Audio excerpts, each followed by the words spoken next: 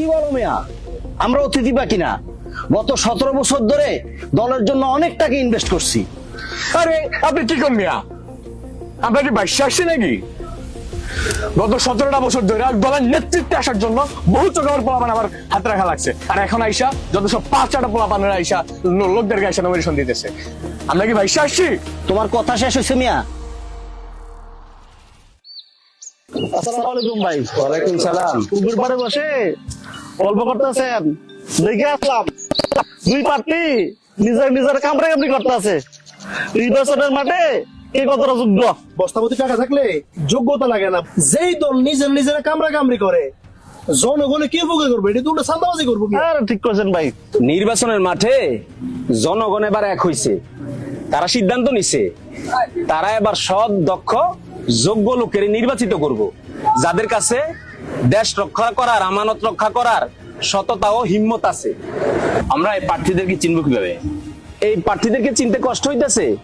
2001 থেকে 2006 সাল পর্যন্ত জোট সরকারের 2 জন মন্ত্রী আর 17 জন এমপি ছিল বাংলাদেশ জামাত ইসলামী। তাদের বিরুদ্ধে দুদক 1 টাকার দুর্নীতিও বের করতে পারে নাই। আর সেই ধরনের লোক এবার কুমিল্লা 6 আসনে দাঁড়িপাল্লা প্রতীক নিয়ে কাজী দিন মোহাম্মদ প্রার্থী হিসেবে দাঁড়াইছে। শোনো, আমি আর আমার পরিবার সিদ্ধান্ত নিচ্ছি এবার ভোট কাজী দিন মোহাম্মদকে দেব। ও আচ্ছা, আর একটা তো কথা বলা হলো না। কি? আজকে কাজী দিন মোহাম্মদের গণসংযোগ আছে, ওই যে মুন্সেফ কোয়ার্টার। আমার দাওয়াত দিছে, আমি যাব। তোমরা কি যাবা? হ্যাঁ আমরা দেবো। তাহলে চলো আমরা যাই। চলো যাই।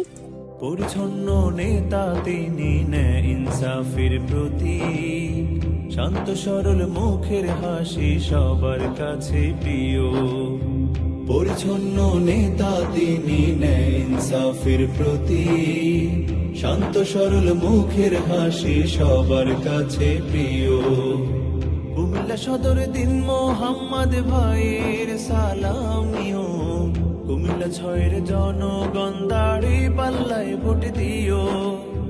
কুমিল্লা সদর দিন মোহাম্মদ ভাইয়ের সালাম নিও, কুমিল্লা 6-এর জনগণ দাড়ি পাল্লায় ভোট দিও।